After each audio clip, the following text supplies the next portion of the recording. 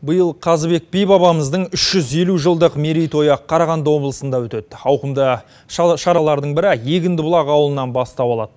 Бүгін облыстық әкімшілік торқалы тойды жоғары деңгейде өткізу үшін жоспарлау жұмыстарын тағы бір талқылады. Тарихи тұлға Қаздауысты Қазыбек би бабамыздың 350 жылдық мерейтойы халықаралық деңгейде аталып өтеді. Еліміздің белсенді жастары бастаған республикалық автокеруеннің құрамына ғалымдар мен тарихшылар, әртістер мен дәрігерлер де болады. Аймақ басшылары ауқымды шараны абыроймен өткізуді тапсырды. Өткен бірінші отырыста көп ұсыныстар мен мәселелер көтерілген болатын. Әрі іс-шара бойынша жұмыс топтары құрылды.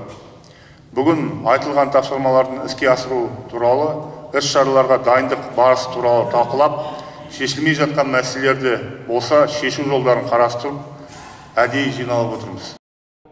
Егіндібұлақтан басталатын автокеруеннің соңғы тоқтайтын нүктесі Түркістан шаһары болады. Онда керуен мүшелері Түркістанда өтетін жастар форумына қатысады. Мерейтой барысында халықаралық ақындар айтысы өтеді. Оған Моңғолия, Қытай, Қырғызстаннан азулы ақындар қатысады. Сонымен қатар шешендік өнер сайысы да өтеді.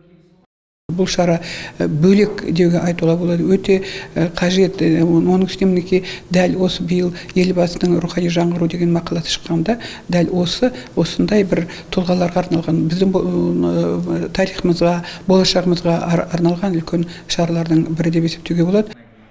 Қазыбек бидің 350 жылдығына орай 300 беттік альбом мен 2 томдық кітап жарыққа шығады. Облыстық мұражайда қыркүйектің 20-сынан бастап көрме өтеді. Атақты бидің өмірі мен өскен ортасынан мол мағлұмат беретін көрме 1 ай бойы жалғасады. Айнұр Абдиева, Сайлау Елков, Асет Асайынов, Қарағанды, қорытынды жаңалықтар.